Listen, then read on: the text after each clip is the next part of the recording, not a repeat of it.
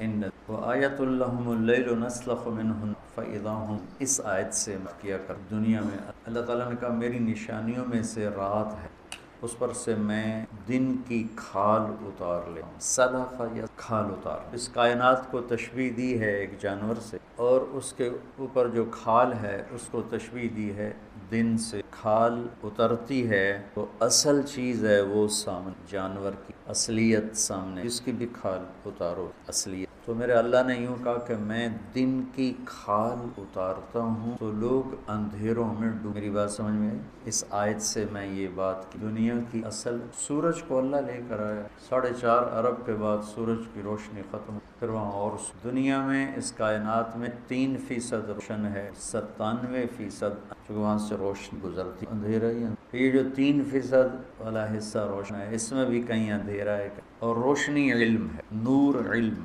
روشنی میں کیا ہوتا ہے؟ ہمارے دیکھنے کی صلاحیت مکمل ہو جاتی ہے، دیکھنے کے بعد فیصلے کی صلاحیت وہ صحیح۔ جب اندھیرا چھاتا ہے تو دیکھنا بھی مشکل ہو جاتا ہے، فیصلہ بھی دھند آتی ہے، تو کیسے موٹر وے پر بھی لوگ 30 کی رفتار سے جا رہے ہو، 50 کی رفتار سے جا رہے ہو، چونکہ نظر نہیں آ رہا۔ میرے سامنے 4 گاڑیاں ٹکرائی آپس، کچھ تیزی میں جا رہے تھے اور ہم وہ دھند سے ڈر کے آہستہ آہستہ جا رہے تھے، تو میرے بالکل آگے ٹھا ٹھا ٹھا ٹھا ٹھا ایک موٹر والے نے مجھے تیزی سے کراس کی، جا کے بیچ میں 4 گاڑیاں کٹھی ٹکرائی پڑی تھی کہ دیکھنے کی صلاحیت روشنی کے نہ ہونے کی۔ تو 3 نور ہیں جو مل کر دل کی روشنی کا سامان، اور 3 نور ہیں جو کائنات کی روشنی کا سامان، سورج ہے، چاند ہے، ستارے۔ ان 3 نور سے ہم اس دنیا کو دیکھنے پرکھنے کے قابل۔ دل کی دنیا میں بھی اندھیرا ہے، اس کے لیے بھی 3 نور اللہ نے اتارے۔ اللہ نور السماوات والارض، اللہ نور ہے زمین آسمان۔ قد جاءکم من اللہ نور و کتاب، اللہ کا رسول ہے نور میرے اللہ۔ قد جاءکم من اللہ نور، نور سے مراد اللہ کے نور، و کتاب مبین، واتبعوا النور الذی انزل معہ، اور جنہوں نے اتباع کیا اس نور کا جس کو اتارا گیا اس محبوب نبی کے ساتھ۔ اللہ کے نبی نور، قرآن نور، میرے اللہ کا نور، یہ 3 نور مل کر دل کو۔ سورج جب روشنی دے رہا ہوتا ہے تو بادل آ جاتے ہیں، جب وہ سیاہ ہوتے ہیں، روشنی آ رہی ہے، نظر آنا۔ آپ تو کبھی یہاں بھی کبھی ایسا ہو جاتا ہے سردیوں میں جب گہرے سیاہ بادل ہوں تو اندھیرا چھا جاتا ہے، لگتا ہے جیسے رات ہو گئی۔ اور یورپ کی سردیاں تو ایسی خوفناک ہوتی ہیں، وہاں بہت بڑا طبقہ ڈپریشن کا مریض ہے موسم کی، کچھ حالات کی وجہ سے، اور بے شمار موسم کی، سورج نظر نہیں۔ سویڈن میں تھا، اتنا خوبصورت ملک ہے، دیکھ کر آدمی اللہ کی قدرت پہ آشش کر۔ تو ایک ڈاکٹر بتا رہے تھے کہ ایک بچی آ گئی، میں خودکشی کرنا چاہتا، مجھے سورج نظر نہیں آ رہا، مجھے سورج دیکھ۔ وہاں سردیوں کے 4 مہینے سورج دکھائی، بالکل اندھیرا ہوتا ہے، تو اس میں دیکھنا جب کمزور ہوتا ہے تو فیصلے کی طاقت بھی کمزور۔ میری بات سمجھ میں یار؟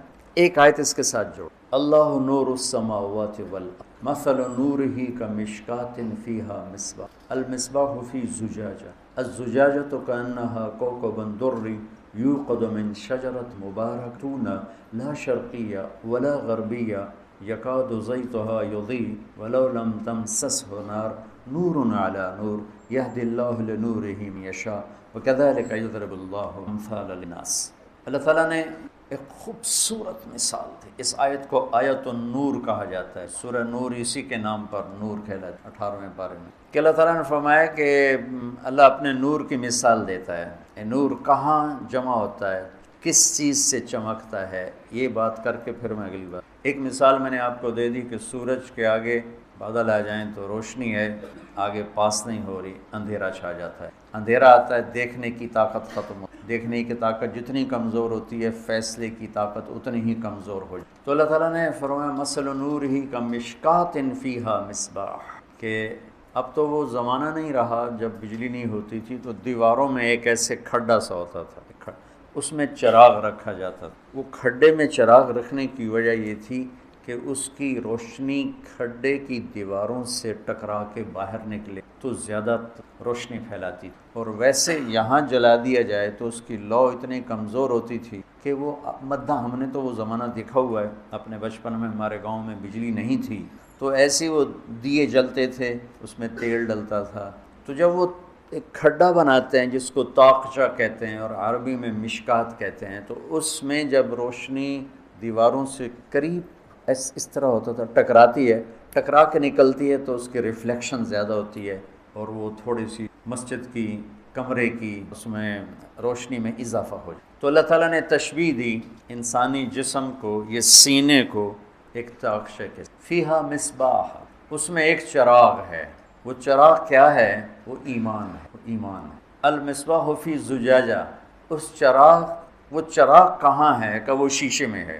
یہ جو لالٹینیں تو دیکھی ہیں نا آپ لوگوں نے، اور لیمپ تو شاید نہیں دیکھی ہوں گے، لالٹینیں دیکھی ہوں گی۔ جب ہمارے یہاں بجلی نہیں ہوتی تو عصر کے بعد ایک نوکر کا کام یہ ہوتا تھا کہ وہ ساری لالٹینیں اور سارے لیمپ نکال کے ان کے شیشوں کو صاف کرتا، چمکاتا تھا، کیونکہ جتنی شیشے میں چمک آتی تھی اتنا روشنی کا انعکاس اور ریفلیکشن زیادہ ہوتا تھا۔ تو اس کا نام فریدہ تھا، فریدہ۔ تو مجھے آج بھی اپنی ماں کی آواز کا وے فریدہ، وہ لالٹینہ صاف کر، لیمپ صاف۔ ہمارے والد کے کمرے میں لیمپ ہوتا تھا اور ہمارے کمروں میں لالٹینیں ہوتی، تو اس کو چمکا رہا ہوتا تھا اور صاف کر ہوتا تھا۔ تو جب اس پہ دھبے ہوتے ہیں تو روشنی اس کے اندر سمٹ جاتی ہے کہ وہ دھبے اس روشنی کو نکلنے نہیں دیتے۔ تو المصباح فی زجاجہ، وہ جو ایمان، وہ جو مصباح، وہ جو چراغ ہے، وہ ایمان ہے، وہ ایک شیشے میں ہے۔ وہ شیشہ کون سا ہے؟ وہ شیشہ دل ہے، دل ہے۔ وہ دل کیسا ہے؟ کأنہا کوکب دری، وہ اتنا چمکدار ہے کہ اس میں نہ کسی کا بغض ہے، نہ کسی کی نفرت ہے، نہ کسی سے حسد ہے، نہ اس میں کسی کبیرہ گناہ کا دھبا ہے، نہ داغ ہے۔ تو ایسا چمکتا ہے جیسے ستارہ چمکتا۔ تو جب وہ ایمان کی شمع اس شیشے کے خول میں آتی ہے تو اس کی روشنی دگنی تگنی ہو جاتی۔ یوقد من شجرۃ مبارکہ، اس میں تیل کون سا ڈلتا ہے؟ اس میں تیل یہ ڈلتا ہے جس کو زیتون سے تشبیہ دی ہے، وہ یہ میرے رب کا قرآن ہے، یہ میرے رب کا کلام ہے۔ اس میں جو علم ہے وہ اس ایمان کے چراغ کا تیل ہے، اور وہ چراغ دل کے شیشے میں ہے۔ دل کے شیشے پہ داغ دھبے ہوں گے، روشنی بند، لہٰذا عالم ہو کے بھی اندھا ہوگا اور جاہل ہو کے اندھا ہوگا۔ علم کے باوجود زندگی نہیں بدلتی کہ دل پہ داغ ہے۔ اور بتا دوں، سب سے بڑا داغ، سب سے زیادہ جو بادل، جو سورج کو روکتا ہے، وہ کالا بادل۔ بادل آتے ہیں، ہلکے پھلکے بھی ہوتے ہیں، سفید بھی ہوتے ہیں، کوئی تھوڑے سے سرمئی ہوتے ہیں، لیکن جو کالا بادل ہوتا ہے وہ بالکل سورج کی روشنی کو بند کر دیتا ہے۔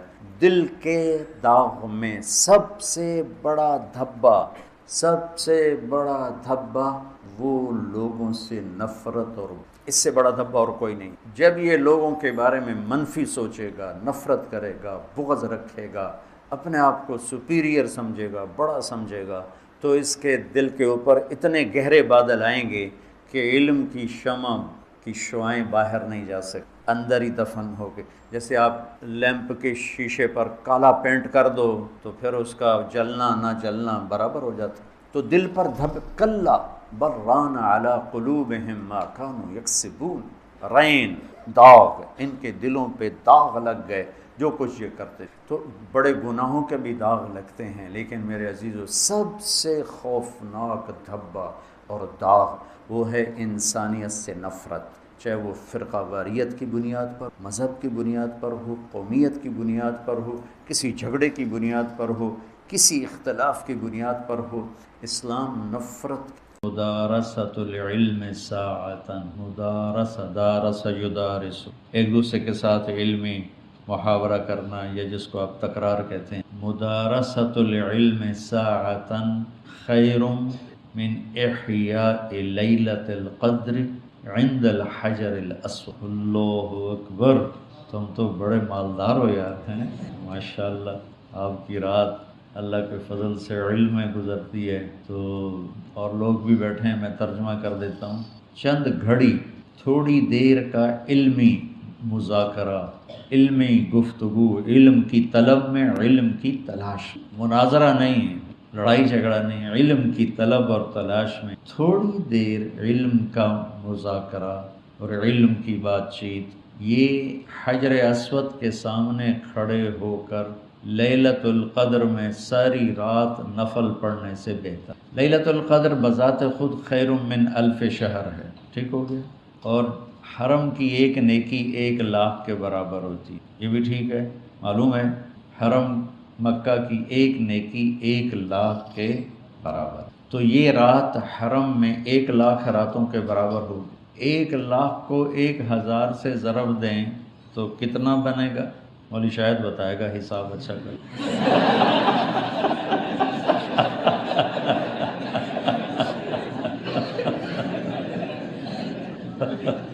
10 کروڑ مہینے بنتے ہیں، 10 کروڑ مہینے بنتے ہیں، 10 کروڑ مہینوں کے سال بنا، لاکھوں سال بن، ہزاروں سال بنتے۔ علم کا مذاکرہ، علم کی طلب میں، علم کو سیکھنے کے لیے تھوڑی دیر بیٹھنا، وہ حجر اسود کے سامنے لیلۃ القدر میں ساری رات نفل پڑھنے، یہ تو ہو گیا عام دنوں۔ جب یہ علم کی طلب رمضان میں ہو تو ہر عمل پہلے ہی 70 گنا بڑھ جاتا ہے۔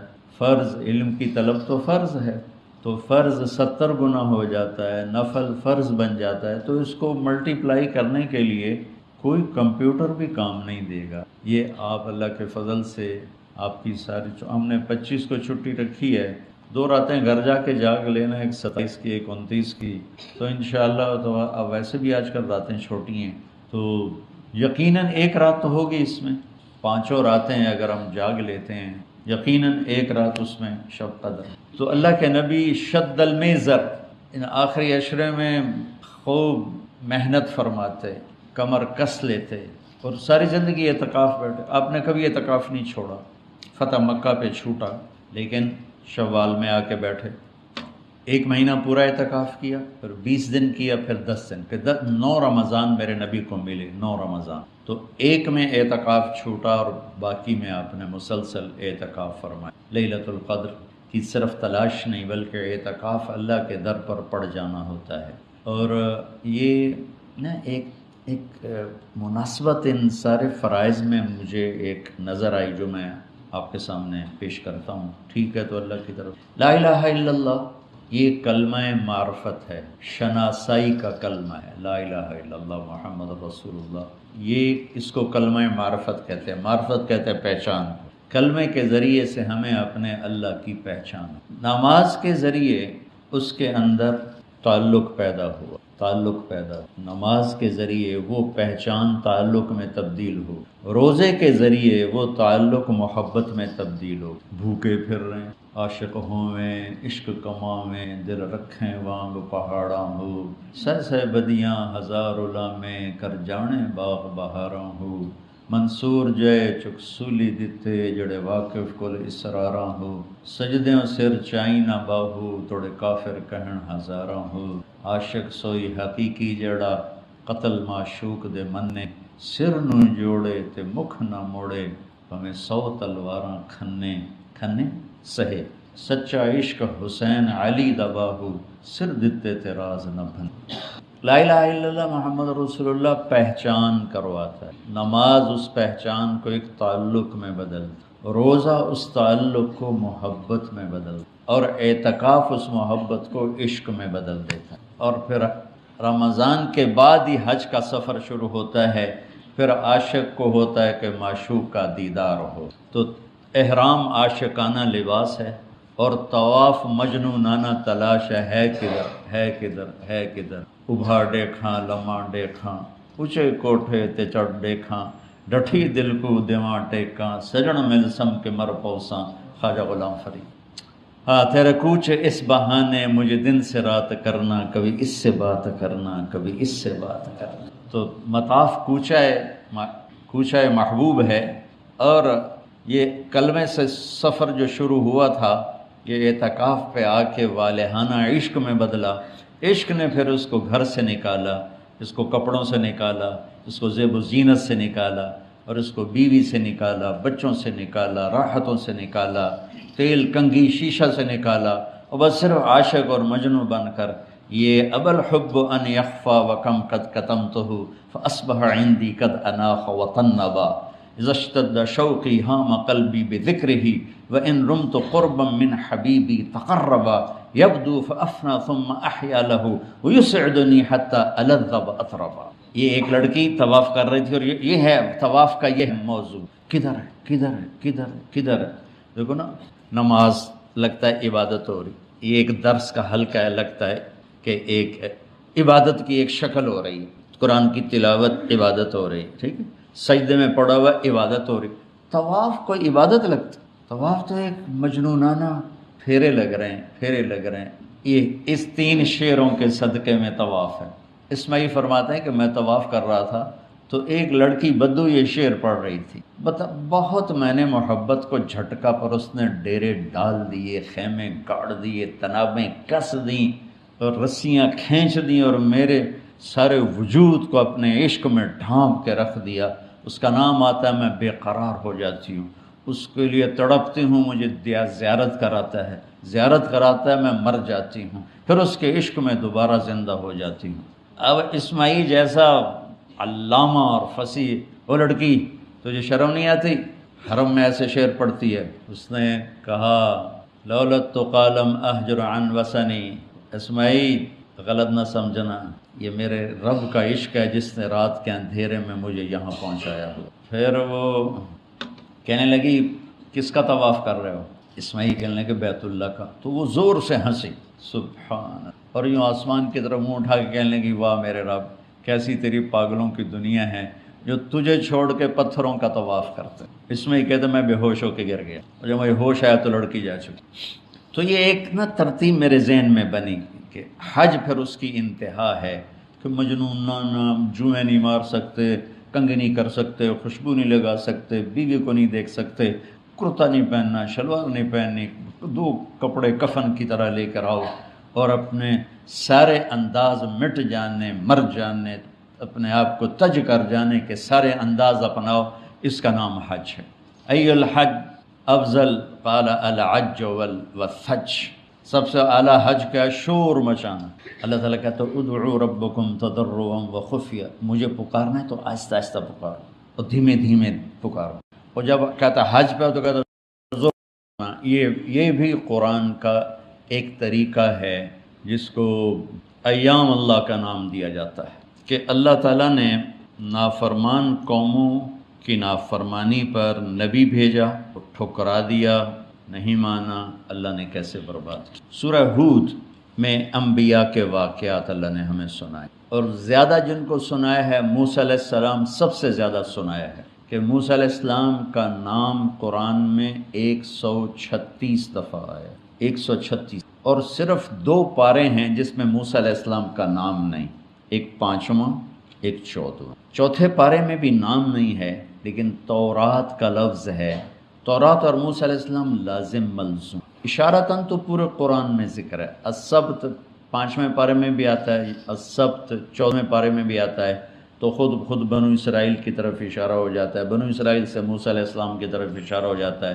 اس کے علاوہ ہر پارے میں اللہ نے موسیٰ علیہ السلام کا نام درج کی، اور ان واقعات کو اس اہتمام سے هل اتاک حدیث موسیٰ، یہ 136ویں دفعہ یہاں موسیٰ آ رہے ہیں، یہ 30واں پارہ ہے، 136ویں دفعہ موسیٰ آ رہے ہیں۔ ہمارا کیا دستور، اب کتابوں میں جب کوئی تکرار آنے لگتا ہے تو آگے مصنف لکھتا ہے کما سبقہ، ہوتا ہے نا، جیسے بھائی پیچھے گزر گیا، دوبارہ نہیں دہراتا، کما مرہ، جیسے پیچھے گزر گیا ہے اس کی طرف آپ فلاں صفحہ دیکھ لیں، فلاں صفحے پر یہ مضمون گزر چکا ہے، دہرایا نہیں جاتا۔ قرآن واقعات کو دہراتا ہے، اور ہر دفعہ ایسے دہراتا ہے جیسے پہلی دفعہ دہرا رہا ہو۔ اب قرآن کا آپ طرز دیکھیں، 136ویں نمبر پر میں ایک بات کو 136 دفعہ کہوں تو کیا خیال ہے، میرے اندر جوش ہوگا؟ جا کے سامنے مجمع بھی وہی ہو، مجھ سے تو بولا بھی نہیں جائے گا، وہ جیسا کہ آپ نے سنا ہے، اتنا ہی میں کہہ سکتا ہوں، جیسا کہ آپ نے پیچھے بھی گزر گیا ہے۔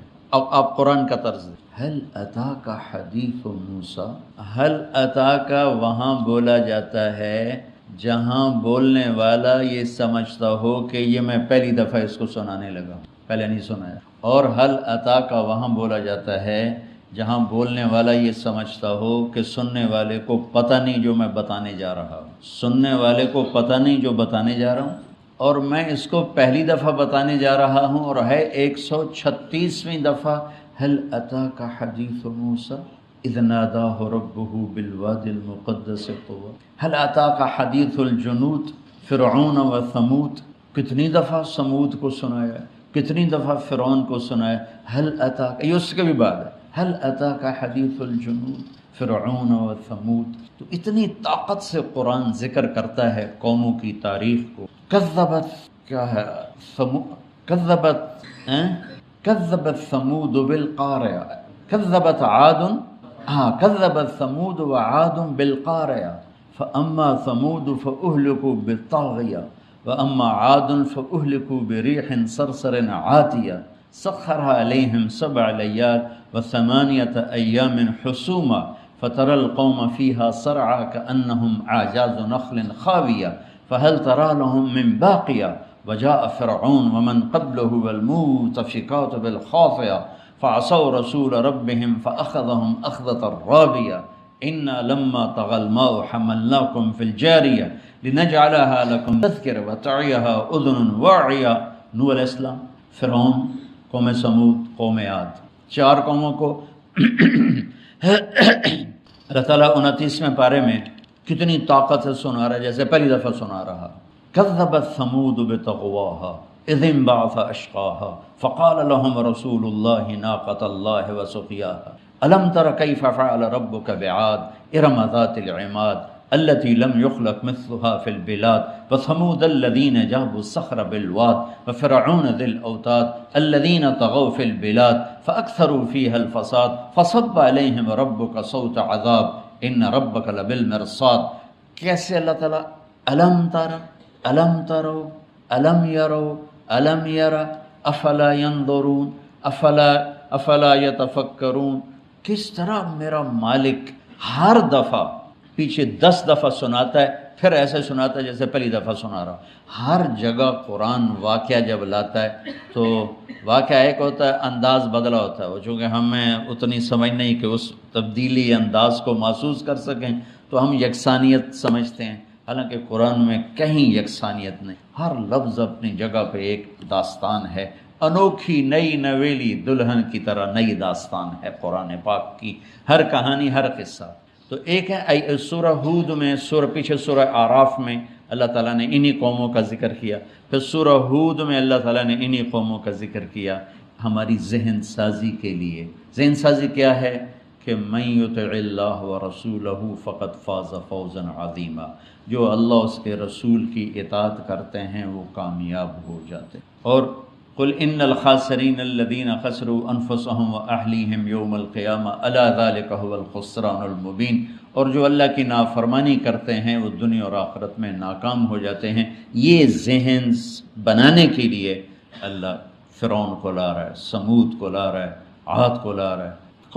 قوم عاد کے وہ ڈھانچے نکلے ہیں اب تو وہ میرے پاس فوٹو آیا، اس آدمی، وہ مروے کی جو کھوپڑی تھی نا، کھوپڑی، اس کے پاس ایک آدمی کھڑا تھا اور کھوپڑی کا اوپر والا حصہ اس آدمی کے قد سے نکلا ہوا تھا، کھوپڑی اس کی گنبد جیسی تھی۔ تو اللہ تعالیٰ نے ایسے ان کو ہوا کے ذریعے سے اٹھایا اور ٹھا آپس میں ہوا ان کو ٹکراتی تھی، اس طرح ان کی کھوپڑیاں پھٹ گئیں، ان کی گردنیں ٹوٹ گئیں، دھڑ الگ ہو گئے، گردنیں الگ ہو گئیں۔ اور قوم سمود کو تو میں دیکھ کر آیا ہوں، جو سعودی عرب میں مدینہ سے کوئی 250-300 کلومیٹر کا فاصلہ تھا، تو ہم گئے وہاں، توڑ پہنچے، اور وہاں ان کے پہاڑوں میں ینحتون کیا ہے من الجبال بیوتا وثمود الذین جابوا الصخر بالواد، جو انہوں نے پہاڑوں میں گھر بنائے وہ سارے ہم نے جا کے دیکھے۔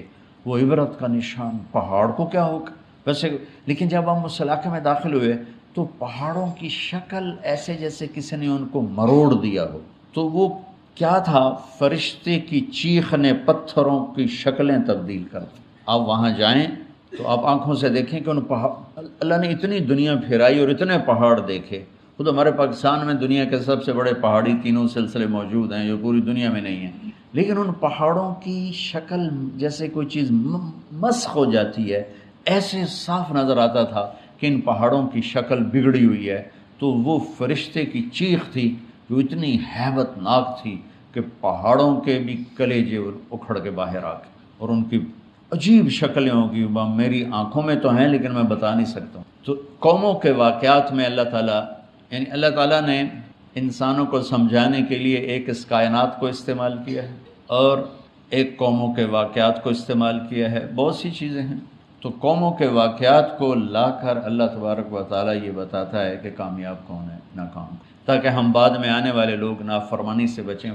فاتنا بما تعدنا ان کنت من الصادقین، نوح علیہ السلام سے کہہ رہے ہیں ما نراک اتبعک الا الذین هم اراذلنا بادی الرأی، یہ غریب کمی لوگ تیرے پیچھے، ہم تیرے پیچھے چلیں گے تو ہم خود ذلیل ہو جائیں گے، تیرے ساتھ تو کوئی عزت دار بندہ ہی کوئی نہیں ہے، اور تیرے ساتھ تو کوئی شریف آدمی کوئی نہیں ہے۔ اور قریش کہہ رہے ہیں یہ غریب غلام تیرے پاس بیٹھے، ہم تیری بات ہی نہیں سنتے، اس وقت سنیں گے جب تو ان غلاموں غریبوں کو اٹھا دے۔ یہ ایک طرز ہے۔ میں نے آپ کو سورہ اعراف کا بھی خلاصہ بتا دیا اور سورہ ہود کا بھی خلاصہ بتا دیا کہ قوموں کے واقعات، ان کی تباہی، اور جس قوم کو اللہ نے سب سے زیادہ تباہ کیا وہ قوم لوط ہے۔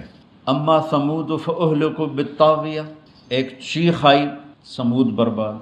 اما عاد فاہلکوا بریح صرصر عاتیہ، قوم عاد پہ ہوا آئی، اٹھا کے پھینک دیا۔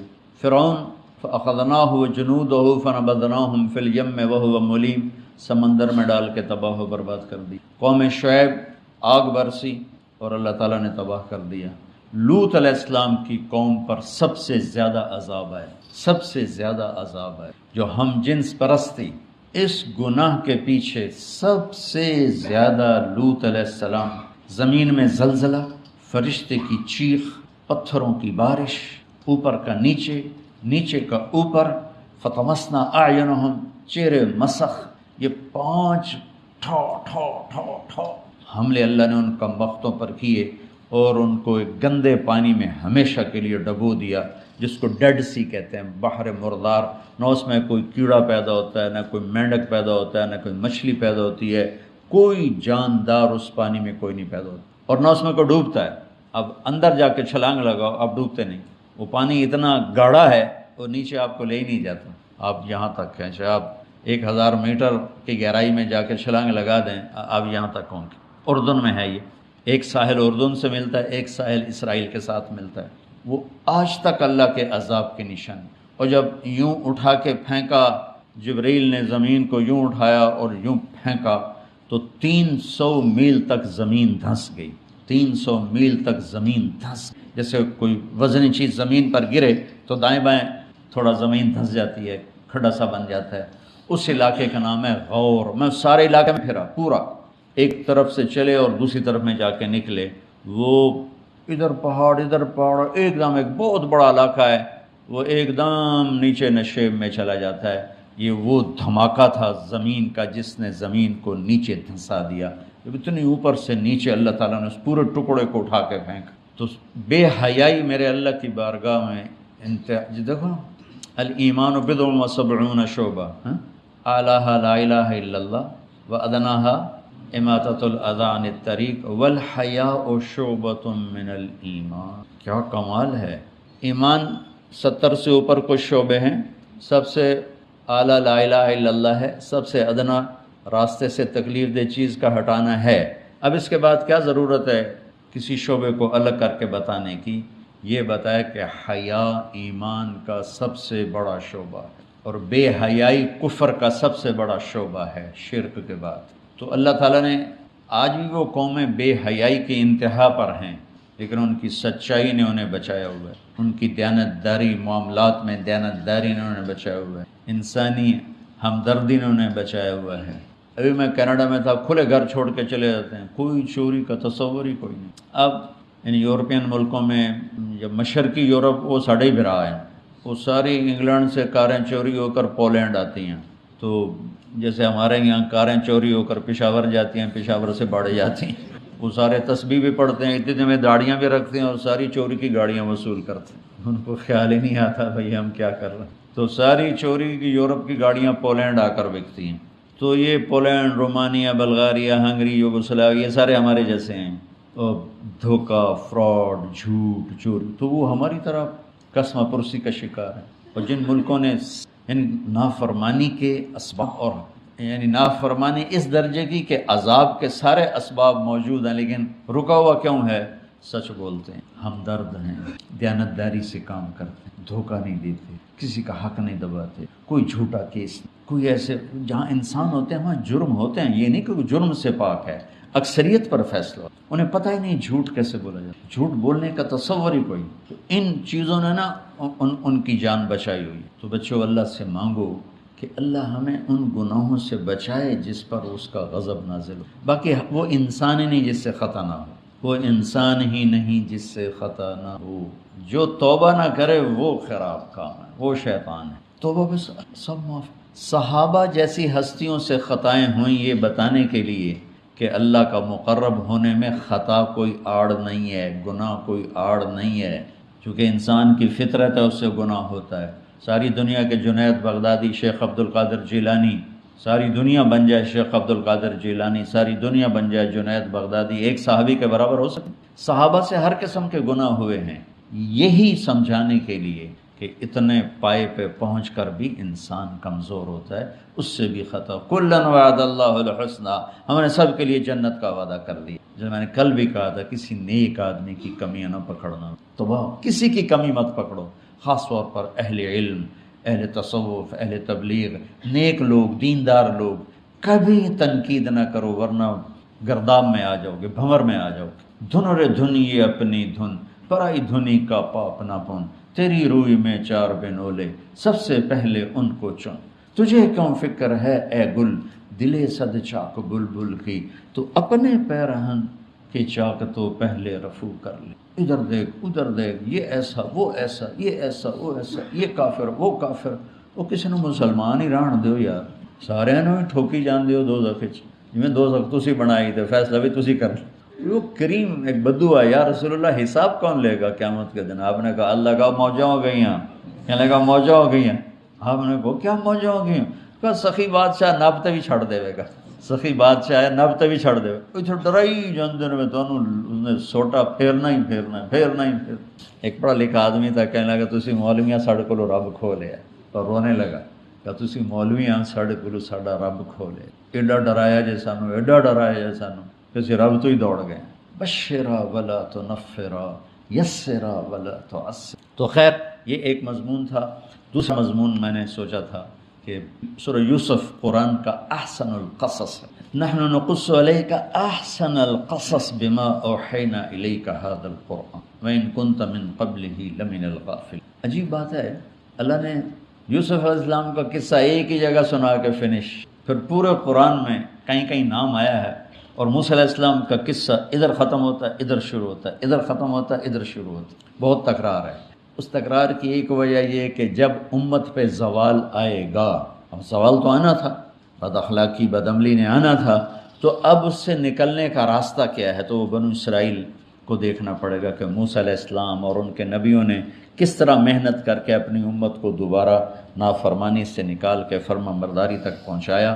تو اگر ہم بھی ویسے ہی کریں گے تو ہم بھی ذلتوں سے نکل کر عزتوں کی طرف اور پستیوں سے نکل کر بلندیوں کی طرف آ جائیں گے۔ لیکن یوسف علیہ السلام کا قصہ سب سے خوبصورت، اللہ کہہ رہا ہے کہ یہ سب سے خوبصورت کہانی ہے جو ہم آپ کو سنانے لگے ہیں، اور یہ پورے قرآن میں ایک ہی صورت ہے، مکمل صورت ہے، مسلسل صورت۔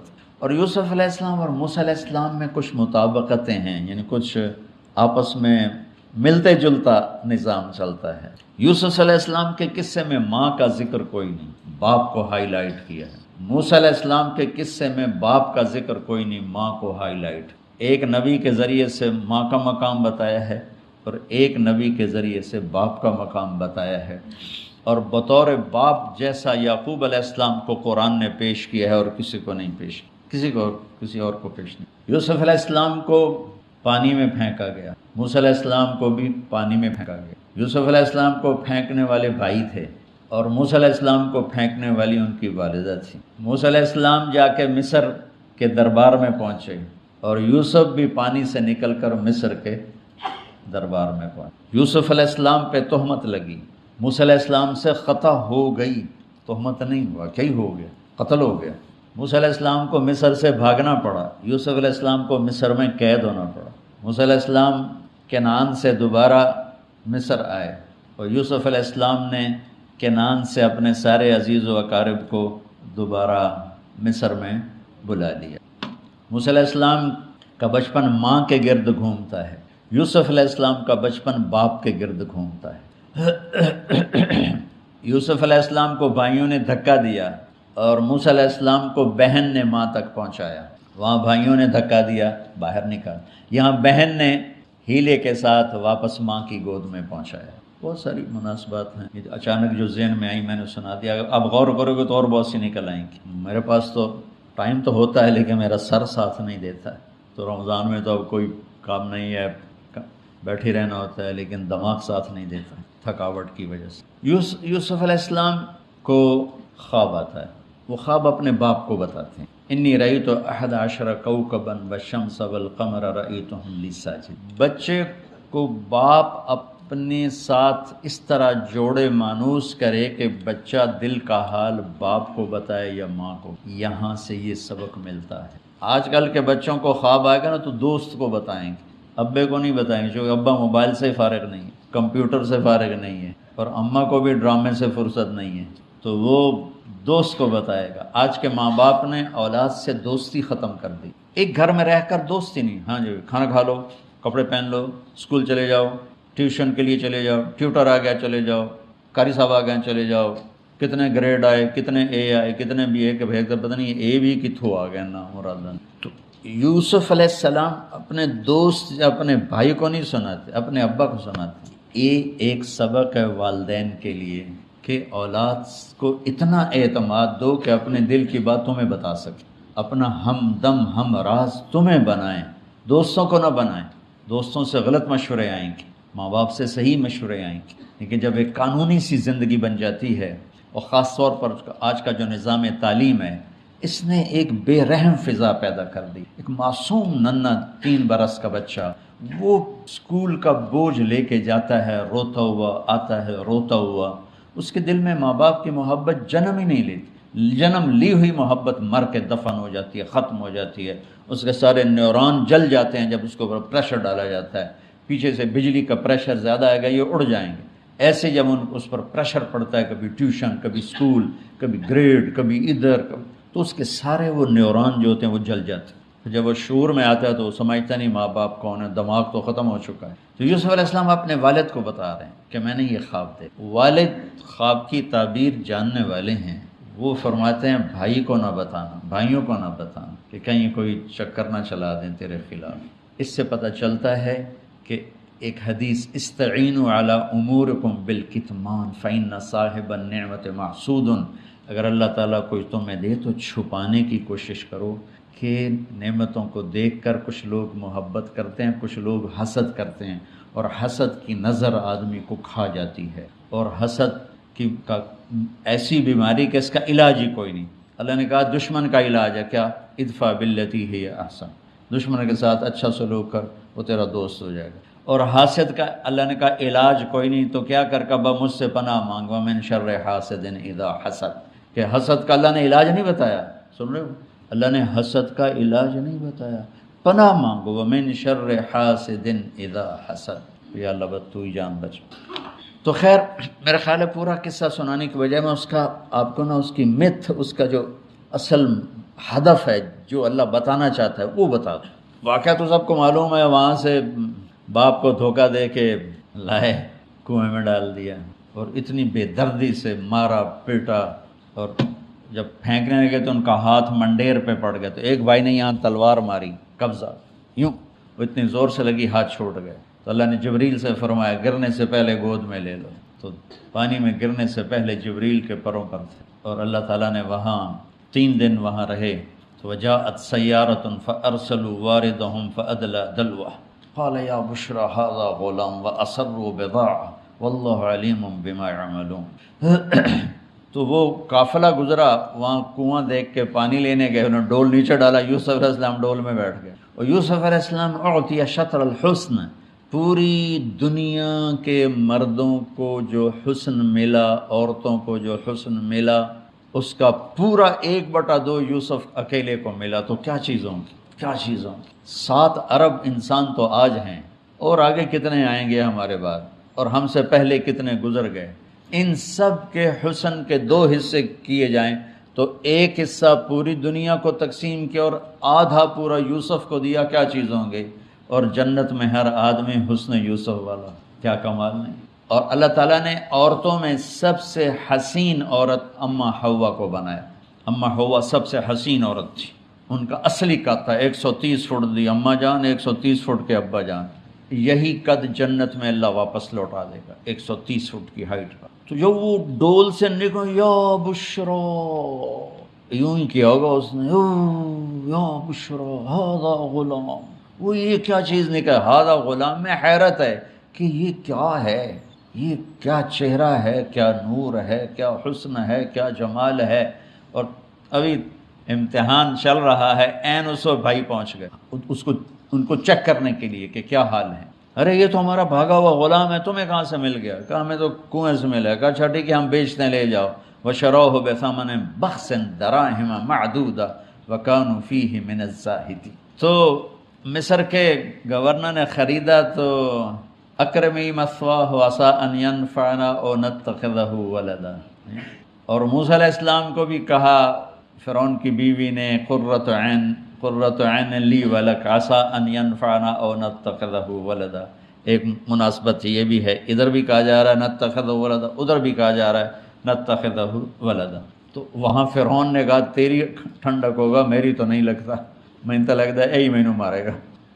تو وَلَمَّا بَلَغَ أَشُدَّهُ آتَيْنَاهُ حُكْمًا وَعِلْمًا وَكَذَلِكَ نَجْزِي الْمُحْسِنِينَ۔ جب وہ جوانی میں آئے اور حسن سورج کی طرح چمکا تو عزیز مصر کی بیگم فتنے میں پڑ گئی۔ وَرَاوَدَتْهُ الَّتِي هُوَ فِي بَيْتِهَا عَن نَفْسِهِ وَغَلَّقَتِ الْأَبْوَابَ وَقَالَتْ هَيْتَ لَكَ۔ یہ ہیت لک بم ہے، بم، ہیت لک، ہیت لک، ہیت لک، ہیت لک، ہیت لک، ہیت لک، ہیت لک، ہیت لک، ہیت لک، اتنی دفعہ اس کو پڑھا جا سکتا ہے۔ یہ اس واقعہ کی خوفناک شکل کو بتانے کے لیے یہ لفظ، یہ بم مار رہا ہے، ہیت لک، ہیت لک، ہیت لک، ہیت لک، ہیت لک، ہیت لک، کہ اس کو امالہ کر کے ہیت لک، ہیت لک، ہیت لک، اتنی دفعہ اس کو پڑھا جا سکتا ہے اس انداز میں، یہ بتانے کے لیے کہ یوسف علیہ السلام پر کتنی بڑی گھاٹی آ گئی تھی، اور ایک جملے سے سارا باطل چاک ہو گیا۔ معاذ اللہ انہ ربی احسن مثوایا انہ لا یفلح الکافرون۔ ہاں زلیخا، یہ نہیں ہوگا جو تم چاہتی ہو، یہ نہیں ہوگا۔ کمرے بند، تالے لگائے، پہرے کھڑے کیے اور دروازے بند۔ یوسف علیہ السلام نے دیکھا کہ میں کہیں بھی نہیں بھاگ سکتا، لیکن یہ دروازہ یہاں تک تو بھاگ سکتا ہوں۔ تو کہ یا اللہ بھائی یہاں تک دوڑنا میرا کام ہے، آگے راستہ دینا تیرا کام۔ جو دروازے کے قریب ہے تو ٹھک تالا ٹوٹا دروازہ کھل گیا، ٹھک تالا ٹوٹا دروازہ کھل گیا، ٹھک تالا ٹوٹا دروازہ کھل گیا۔ بھاگتے بھاگتے آگے پیچھے، یہاں تک کہ بڑے دروازے پر آ کر اس کا پیچھے ہاتھ پڑا، کرتا پھٹ گیا، اوپر سے اس کا خامد آ گیا۔ وَاسْتَبَقَ الْبَابُ وَقَدَّتْ قَمِيصَهُ من دُبُرٍ وَأَلْفَ يَا سَيِّدَهَا لَدَى الْبَابِ۔ اس نے اسی وقت پینترا بدلا، مَا جَزَاءُ مَنْ أَرَادَ بِأَهْلِكَ سُوءًا۔ اور اس کی چالاکی دیکھو، وہ تو نہیں اس کو قتل کروانا چاہتی، لیکن جرم یہ بتائے گی جس پر قتل ہوتا ہے تو خود ہی سزا تجویز کر دے، إِلَّا أَن يُسْجَنَ أَوْ عَذَابٌ أَلِيمٌ، کہ بھائی کوڑے شوڑے مارے جائیں یا قید کیا جائے، قتل نہ کیا جائے، خود ہی سزا تجویز کی کہ کیا جزا ہے اس کی جو تیرے گھر والوں کے ساتھ برائی کا ارادہ کرے، سوائے اس کے کہ اسے قید کیا جائے یا اس کو کوڑے مارے جائیں۔ قتل نہیں کہا کہ وہ تو اپنی خواہش ابھی پوری کرنا چاہتی، اس کا نشہ بھی نہیں اترا۔ کہ راودتنی عن نفس، بھائی میں نے کچھ نہیں کیا، اس نے مجھے بہکایا ہے۔ تو وہاں ایک بچے نے گواہی دی، شاہد شاہد من اہلہا، کرتا دیکھ لو، ان کان قمیصہ قد من قبل فصدقت وهو من الكاذبین وان کان قمیصہ قد من دبر فکذبت وهو من الصادقین فلما رأى قمیصہ قد من دبر قال انه من کیدکن ان کیدکن عظیم یوسف اعرض عن هذا واستغفری لذنبک انک کنت من الخاطئین۔ کیا خوبصورت قرآن نقشہ کھولتا، کیا سج دھج کے مصر میں گیا ہوں، کیا حسن ہے مصر کا۔ اور پھر یوسف علیہ السلام کے سامنے پھر حسن بھی انہی کے لیول کا ہی آیا ہوگا، امتحان جو لینا تھا کوئی چوڑی بہ جاندی تو وہ کی امتحان ہے، وہ تو امتحان نہیں تھا نا، وہ بھی مصر کا حسن، ایسے ٹھاٹھے مارتی ہوئی جوانی، اور ادھر نبی ابن نبی ابن نبی ابن نبی، ادھر بھی کمال ہے۔ واحد ہستی ہیں یوسف علیہ السلام، جن کا باپ نبی، جن کا دادا نبی، جن کا پردادا نبی، جو خود نبی۔ یہ اس لیے میرے نبی سے پوچھا گیا، یا رسول اللہ من اکرم الناس، سب سے عزت دار کون ہے؟ آپ نے کہا یوسف علیہ السلام، کہ جو خود بھی نبی، ان کے باپ بھی نبی، ان کے دادا بھی نبی، ان کے پردادا بھی نبی۔ تو اللہ تعالیٰ نے اسی کے حساب سے امتحان لیا جس سطح پر وہ تھے۔ تو ساری رسیاں توڑوا کے بھاگے، اور عزیز مصر سامنے پیترا بدلا کہ اس کو قید کرو، اس نے یہ کیا، اس نے یہ کیا۔ جب وہ دیکھا تو وہی لگتا ہے غلط ہے، یوسف بھائی تو درگزر کر، لیکن بدنامی ہو گئی، بدنامی ہوئی تو پھر انہوں نے کہا اس کو قید میں ڈال، پھر قید میں ڈالا۔ اس کے بیچ میں یہ واقعہ ہے کہ لنسوۃ فی المدینۃ امرأۃ العزیز تراود فتاها عن نفسی قد شغفها حبا انا لنراها فی ضلال مبین۔ ارے زلیخا، عورتوں کے تانے، تو ملکہ ہو کر، شہزادی ہو کر ایک غلام پہ ایسے لٹو ہوگی، تجھے شرم نہ آئی؟ تو نے اپنی عزت کو نہ دیکھا، اپنے مرتبے کو نہ دیکھا نا، میں تھوڑی خبر لے لینی ہے۔ تو فلما سمعت بمکرہن ارسلت الیہن وأعدت لہن متکئا، اس نے ایک دسترخوان سجایا، اس پہ پھل فروٹ رکھے، وآتت کل واحدۃ منہن سکینہ، اور ایک ہاتھ میں پھل دیا، ایک ہاتھ میں چاقو دیا۔ اب وہ اپنے چاقو سے پھل کاٹ رہی ہیں۔ قال اخرج علیہن، قالت اخرج علیہن، یوسف باہر آؤ۔ پردہ ہٹا، یوسف سامنے آئے تو پھل کاٹنے کے بجائے ہاتھ کٹنے لگے۔ فلما رأینہ اکبرنہ، آنکھیں یوں پھٹ کے دیکھ رہی، یوسف پہ لگی ہوئی ہیں، سب کی یوں آنکھیں لگی ہوئی ہیں، اور یہ چھری جو ہاتھ میں ہے وہ پھل کی بجائے وہ انگلیوں کو کاٹ رہی، اور اس سے خون گر رہا ہے، اور انہیں خبر نہیں لگ رہی۔ قطعن ایدیہن وقلن حاش للہ ما ھذا بشرا ان ھذا الا ملک کریم، یہ انسان نہیں، کوئی دیوتا ہے۔ ملک کا ترجمہ فرشتہ نہیں، فرشتوں کو تو جانتے نہیں تھے، دیوتا، یہ کوئی دیوتا ہے۔ تو ان کو یاد ہی نہیں رہا کہ ہمارے ہاتھ کٹ رہے ہیں، احساس ہی نہیں ہوا ہمارے ہاتھ کٹ رہے ہیں یا پھل کٹ رہے ہیں۔ قالت ذلکن الذی لمتننی فیہ، دیکھ لیا جی، تمہیں پتہ بھی نہیں چلا تم ہاتھ کاٹ رہی ہو، یہ ہے جس نے مجھے پاگل بنایا ہوا ہے۔ وَلَئِن لَّمْ يَفْعَلْ مَا آمَرُهُ لَيُسْجَنَنَّ وَلَيَكُونَنَّ مِنَ الصَّاغِرِينَ، یا یہ میری بات مانے گا یا یہ ذلیل ہوگا، یہ قید میں جائے گا۔ قال رب السجن احب الی مما یدعوننی الیہ، اے اللہ تو مجھے ان کے شر سے بچا۔ آپ نے فرمایا ترکت بعدی فتنۃ الرجال اضر من النساء، میں نے مردوں پر سب سے بڑا فتنہ اپنے بعد جو چھوڑ کے جا رہا ہوں عورت۔ عورت سے مراد غلط عورت، رابعہ بصری بھی عورت ہے، شعوانہ بھی عورت ہیں، شیخ عبد القادر جیلانی کی ماں بھی عورت ہیں، جنید بغدادی کی ماں بھی عورت۔ النساء میں اشارہ ہے غلط عورت، غلط عورت، بد کردار عورت، بد چلن عورت، یہ سب سے بڑا فتنہ ہے۔ بڑوں بڑوں کے پاؤں سے زمین نکل جاتی ہے، سوائے اس کے جس کی اللہ اپنے فضل سے حفاظت فرمائے۔ وہ سکندر ایک باندی پہ عاشق ہو گیا، تو اس کے استاد ارسطو نے کہا تو نے دنیا فتح کرنی، تو عشق مشوقی پہ گئے ہیں۔ تو اس لڑکی کو پتہ چلا، انہوں نے کہا این بڈھن تو میں سبق سکھا لیں گے۔ اس نے آپ ارسطو سے عشق جتلانا شروع کی۔ ارسطو 4 دن تو ڈٹا رہا، 5ویں دن وہ بھی ڈھائے پیا۔ اب اس نے اتنا اس کے ساتھ اظہار عشق کیا کہ ارسطو دے 4 خانیوں نکل گئی۔ تو اس نے پھر سکندر سے کہا کہ آج تو آنا، میں تجھے تیرے استاد کا تماشا دکھاؤں۔ تو سکندر جب گیا تو اس نے دیکھا، اس نے ارسطو کو لگام چڑھائی ہوئی تھی، اور اس کی پیٹھ پر بیٹھ کر اس کو کمرے میں چکر لگوائے۔ اوپر سے سکندر ہے، استاد محترم، وہ یہ کیا؟ کہا اس لیے تو کہتا ہوں جب مجھے بڈھے کا یہ حال کر دیا تو تیرا کیا حال کرے گا۔ یوسف علیہ السلام جیل میں چلے گئے، اللہ تعالیٰ نے ایک خواب کے ذریعے سے باہر نکالا، میں مختصر کر رہا ہوں، ایک خواب کے ذریعے سے باہر نکالا، اور عزیز مصر نے آپ کو گورنر بنایا، وزیر خزانہ بنایا۔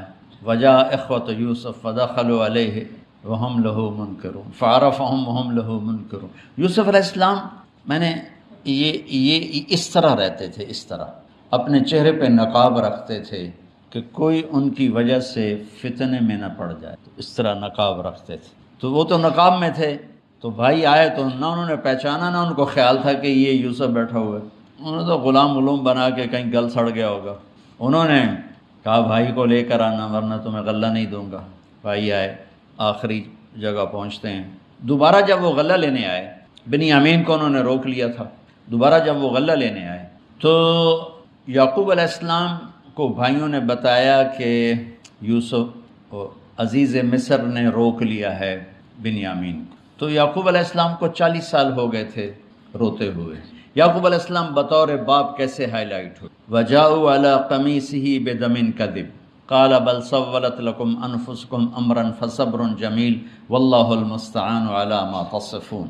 کرتا لے کر آئے، خون لگا ہوا لیکن پھٹا ہوا نہیں۔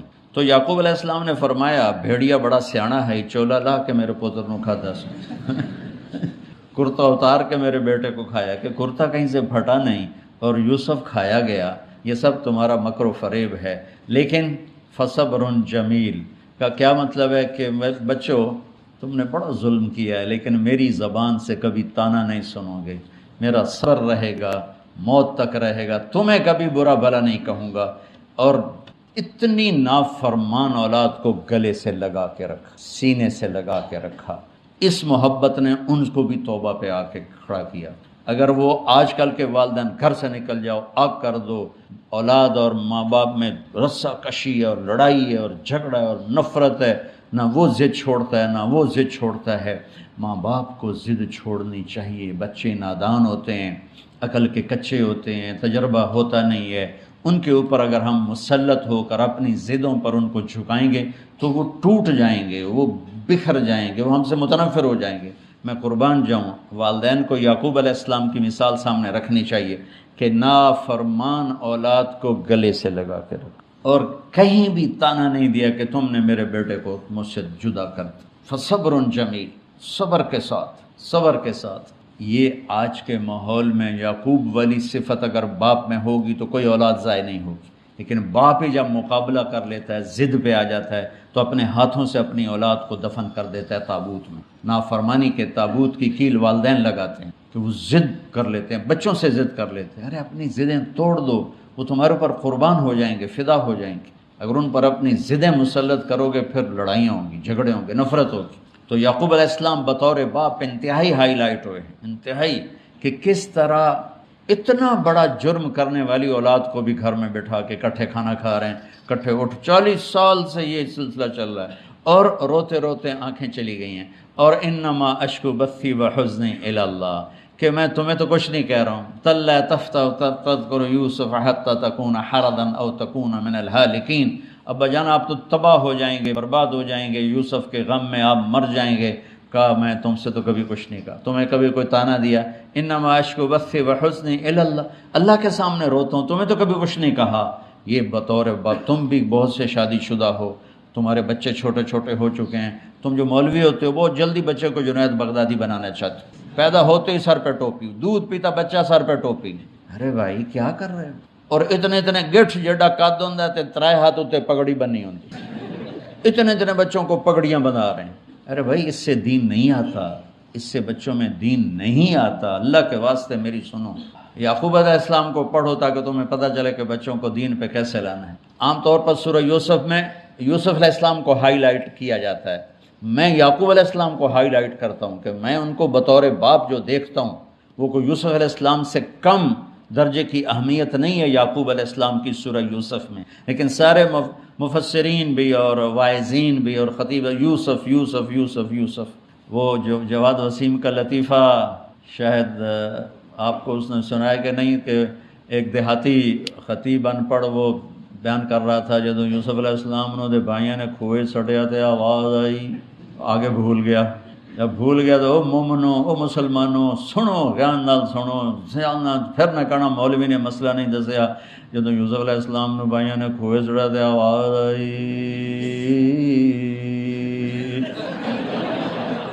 آگے پھر بھول گیا۔ پھر تیسری دفعہ انہوں نے کہا اب تو کچھ بتانا پڑے گا ورنہ تو میرا پول کھل جائے گا.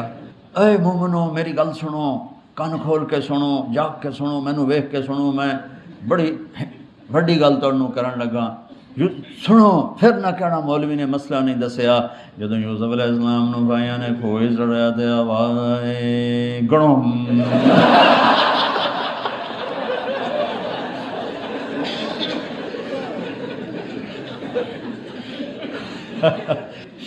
تو ہمارے خطیب بھی یوسف علیہ السلام کو ہائی لائٹ کرتے ہیں. یعقوب علیہ السلام کو کوئی ہائی لائٹ نہیں کرتا کہ یعقوب بطور باپ کس طرح قد آور ہیں. اللہ کی قسم آسمان سے ان کا سر لگ رہا ہے. اتنی قد آور شخصیت ہیں یوسف علیہ السلام کے ساتھ ساتھ بطور باپ. ان کے گرد تو کہانی گھوم رہی ہے, انہوں نے ہائی لائٹ تو ہونا ہی ہونا ہے چونکہ ان کے گرد کہانی گھوم رہی. لیکن اسی کہانی میں یعقوب علیہ السلام کا قد بھی آسمان سے جا کے لگ رہا کہ اولاد کو لے کے چلنا کیسے. اولاد بگڑ جائے, اکھڑ جائے, کیا کرنا ہے؟ لڑائیاں کرنی ہے, گھر سے نکالنا ہے, مقابلے کرنے ہیں؟ نہیں, دب جانا ہے, شکست مان لینی ہے, ہار مان لینی ہے اور محبت کو بڑھانا ہے. تو محبت ایک ایسا جادو ہے جو سر چڑھ کے بولتا ہے اور ایک نہ ایک دن واپس لے کر آتا ہے. لیکن مقابلے, بیوی سے مقابلہ, بچوں سے مقابلہ, بھائیوں سے مقابلہ, مقابلے نے تو ہماری زندگی تلخ اور تباہ اور سیاہ کر کے رکھ دی. یعقوب علیہ السلام نے خط لکھا وزیر خزانہ, ان کے پتہ آگے یوسف ہے کہ ہم انبیاء کی اولاد ہیں, ہم چور نہیں ہیں اور بڑے امتحان سے گزر رہے ہیں. میرے دادا کو آگ میں ڈالا گیا, میرے باپ کو چھری کے نیچے سے نکالا گیا. حضرت اسماعیل کو باپ کا لقب دیا کہ عربی میں چاچے کو بھی باپ کہہ سکتے ہیں. تو میرے باپ کو چھری کے نیچے سے نکالا گیا, میرے بیٹے کو مجھ سے چھینا گیا, 40 برس گزر گیا اس کی یاد میں اندھا ہو گیا. اب تو نے میرا سہارا روک لیا ہے, برائے مہربانی آزاد کر. اچھا, یعقوب علیہ السلام بھی نبی ہیں, یوسف بھی نبی ہیں. یوسف 1 ہفتے کی مسافت پر مصر میں ہیں, لیکن اللہ کی طرف سے اجازت نہیں ملی ہوگی اپنے آپ بتانے کی, ورنہ تو وزیر خزانہ بنتے ہی کسی کو بھیج دیتے, جاؤ بھائی میرے ابا کو بتاؤ. ادھر بھی خاموشی ہے, ادھر بھی خاموشی ہے. جب یہ خط پڑھا یوسف علیہ السلام نے تو رو پڑے اور اللہ سے دعا کی, یا اللہ مجھے اپنے آپ کو ظاہر کرنے دیا. تو اللہ نے کہا ٹھیک ہے, ظاہر کر دو. تو اب بھائیوں کو بلایا. اچھا, بیچ میں ایک وہ خواب کی بات میں ایک بات ابھی یاد آئی, وہ کہہ دوں.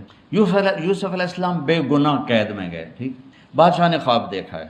تو یوسف ایھا الصدیق افتنا فی 7 بقرات سمان یاکلہن 7 عجاف و 7 سنبلات خضر و اخرى یابسات لعلی ارجع الی الناس لعلہم یعلمون. تو بھائی یوسف, ہمارے بادشاہ نے یہ خواب دیکھا ہے, آپ تعبیر دے دو. تو انسانی فطرت کا تقاضا ہے. یوسف کہتے مجھے بے گناہ جیل میں ڈالا, میں تمہیں تعبیریں دوں, جاؤ دفع ہو جاؤ. نہیں دیتا. یہ رد عمل, عقلی رد عمل یہ ہے کہ میں نہیں دیتا تمہیں تعبیر, میرا کیا قصور ہے, مجھے کیوں جیل میں ڈالا ہوا ہے, جاؤ بھاگ جاؤ, میں نہیں دیتا تعبیر. اور ایمانی رد عمل کیا تھا کہ انہوں نے صرف تعبیر مانگی, انہوں نے فسر و دبر و بشر, انہوں نے ایک شے مانگی تعبیر, تو فسر کہہ دو, عبر کہہ دو. انہوں نے تعبیر بھی دی, قحط سے نکلنے کا طریقہ بھی بتایا, اور قحط کے بعد خوشحالی آنے کی خوشخبری بھی سنائی. یہ نبی کے اخلاق. تو نے میرے ساتھ یہ کیا, اور میرے پاس کس لیے آیا, تجھے یاد نہیں تو نے میرے ساتھ کیا کیا تھا. یہ ہے آج کے اخلاق بھی یہی ہیں, اور انسان چلتا بھی اسی پر ہے. اور تو میرے نال کیتا کہ آج میں تیرے نال کیوں چنگا کروں, چل دوڑ جا.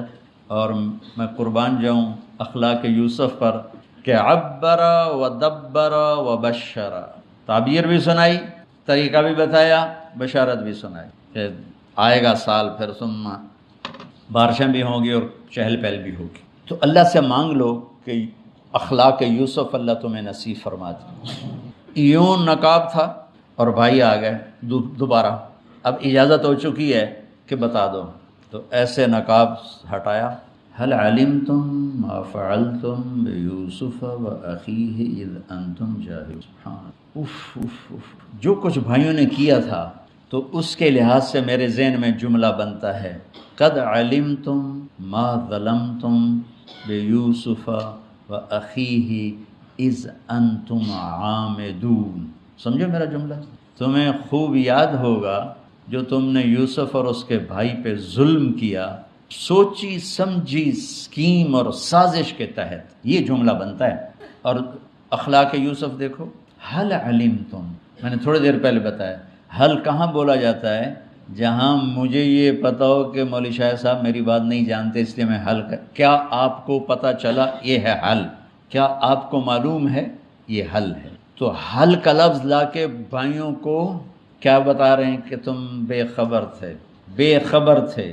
حل علمتم، بے خبری میں ما فعلتم، فعل عربی زبان کا کمزور ترین لفظ ہے، تھوڑا بہت یوسف، فعلتم بیوسف، تھوڑا بہت یوسف کے ساتھ کوئی اونچ نیچ ہو گئی تھی اور اس کے بھائی کے ساتھ، اذن تم جاہلون، وہ بھی تم نے جان بوجھ کے نہیں کیا تھا، نادانی میں ہو گیا تھا۔ یا اللہ، یا اتنا بڑا ظرف، دیکھو ہاتھ جوڑتا ہوں، یہ اخلاق اللہ سے مانگو۔ مقرروں سے پاکستان بھرا پڑا ہے، مفسرین سے، واعظین سے، ناصحین سے، مصنفین سے پاکستان بھرا پڑا ہے، مدرسین سے، شارحین سے پاکستان بھرا پڑا ہے، اور اس اخلاق والے کو ڈھونڈنے نکلو گے، بوڑھے ہو کے گھر آؤ گے، ملے گا کوئی نہیں۔ آئے اشاک گئے وعدہ فردہ لے کر، اب انہیں ڈھونڈ چراغ رخ زیبا لے کر، کہ ملے گا ہی کوئی نہیں۔ اللہ، حل علمتم، کچھ بے خبری میں ہوا، ما فعلتم، بہت تھوڑا سا ہوا، بے یوسف و اخیہ، باقی ما ظلمتم، یوسف آنا چاہیے تھا سیدھا ڈائریکٹ مفعول بہی بنا کے، فعلتم کے ساتھ مفعول بہی کو با کے ساتھ جدا کر دیا، پھر اور ہلکا کر دیا، وَأَخِيهِ إِذْ أَنْتُمْ جَاهِلُونَ، اس وقت تمہیں خبر نہیں تھی۔ بھائیوں کا جو رد عمل ہوا، أَإِنَّكَ لَأَنْتَ يُوسف، أَإِنَّكَ شک، لَأَنْتَ یقین، أَإِنَّكَ خوف، لَأَنْتَ امید، أَإِنَّكَ گھبراہٹ، لَأَنْتَ اطمینان، أَإِنَّكَ پریشانی، لَأَنْتَ کچھ سکون۔ یہ مختلف کیفیات اس دو جملوں، دو لفظوں میں ہیں، جس کو میں اپنے چہرے کے ایکسپریشن سے نا ترجمہ کیا کرتا ہوں۔ اِنَّكَ لَأَنْتَ یوسف، میرے چہرے کی تبدیلی دیکھی، اِنَّكَ لَأَنْتَ یوسف، سبحان آپ کہیں ہو یوسف ہے نا، شک، یقین، خوف، اطمینان، پریشانی، سکون۔ کیا قرآن نے لفظ بولا ہے، اور کتنے خوبصورت انداز میں دو کیفیتوں کو کیا خوبصورت کر کے پیش کیا ہے۔ اِنَّكَ لَأَنْتَ یوسف، اَنَا یوسف وَهَذَا أَخِي قَدْ مَنَّ اللَّهُ عَلَيْنَا۔ سورہ یوسف نہیں، پورے قرآن کا خلاصہ سنو، إِنَّهُ مَن يَتَّقِ وَيَصْبِرْ فَإِنَّ اللَّهَ لَا يُضِيعُ أَجْرَ الْمُحْسِنِينَ۔ میرے بھائیو، جو صبر اور تقوی سے کام لیتا ہے، اللہ اسے کبھی ضائع نہیں کرتا۔ سارے قرآن کی تعلیمات ایک جملہ، من یتق ویصبر، من یتق ویصبر، جو تقوی اور صبر کا دامن تھام لیتا ہے وہ کبھی ضائع نہیں ہوتا ہے۔ تقوی میں اشارہ تھا زلیخا کے قصے کی طرف، کہ تقوی پہ اس سے بڑا وار کوئی نہیں ہو سکتا تھا، تو اس کو سہ کر سلامت رہے کوہ کاف کی طرح اور ہمالیہ پہاڑ کی طرح۔ تو زلیخا کی طرف اشارہ کیا لفظ تقوی کے ذریعے، کہ مجھ پر ایک امتحان گزرا ہے اور اللہ نے مجھے اس میں سرخرو کیا، اور اللہ کی قسم اللہ ہی بچاتا، کبھی دعویٰ نہ کرنا۔ میں دعوے سے اتنا ڈرتا ہوں جتنا آگ سے ڈرتا ہوں۔ مجھے خیال بھی آ جائے تو میں توبہ کرتے کرتے نفلوں میں لگ جاتا ہوں، یا اللہ میری جان بچا، میرا کوئی دعویٰ نہیں میرے مالک، تیری عزت کی قسم سب تیرا دیا ہوا ہے، تو یوں کر دے، تجھے ایک سیکنڈ میں بھی بہت دیر کی بات، پل کہ کروڑویں حصے میں زیر و زبر کر دے تجھے طاقت۔ تو من یتق، تقوی، گناہوں سے بچنا، تو زلیخا کا قصہ اس میں فٹ ہوتا ہے۔ اور ویصبر، جو بھائیوں کے ساتھ کر کے دکھا دیا، جو بادشاہ کے ساتھ کر کے دکھا دیا، خواب کی تعبیر دی، بھائی آئے تو کوئی تانا نہیں دیا،